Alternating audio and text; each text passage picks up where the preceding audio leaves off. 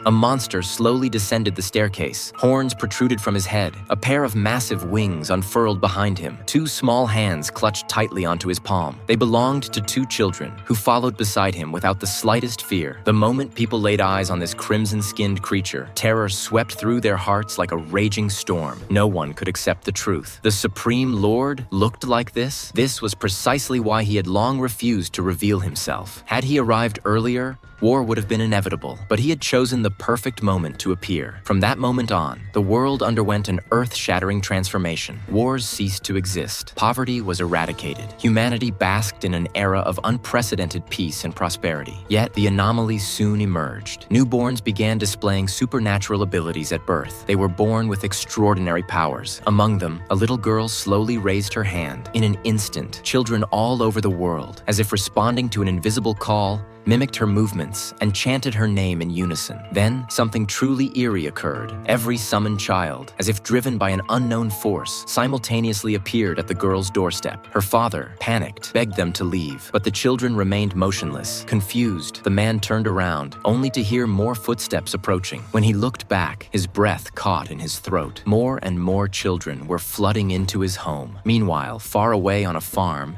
Jack also sensed something was wrong with his body. Not only had he lost the ability to reproduce, but strange markings had begun to surface on his skin. The Supreme Lord told him it was a side effect of radiation exposure upon entering the spacecraft. However, what truly terrified humanity was a far more horrifying revelation. The birth of new life had come to an abrupt and absolute halt. Physicist David realized the gravity of the situation. He was convinced the Supreme Lord was hiding a dreadful secret. But no matter how he warned the world, no one was willing to believe him until the day arrived. The Supreme Lord finally revealed his true intentions. With unsettling calmness, he told humanity he was merely carrying out the orders of a higher civilization. Humanity's ability to reproduce had already been taken away, because only in this way could mankind ascend to a higher dimension. From this moment on, I will grant your every wish until the last human being fades away. The world fell into stunned silence, but it was too late. Before their very eyes, all the children, slowly, eerily, began to rise into the sky.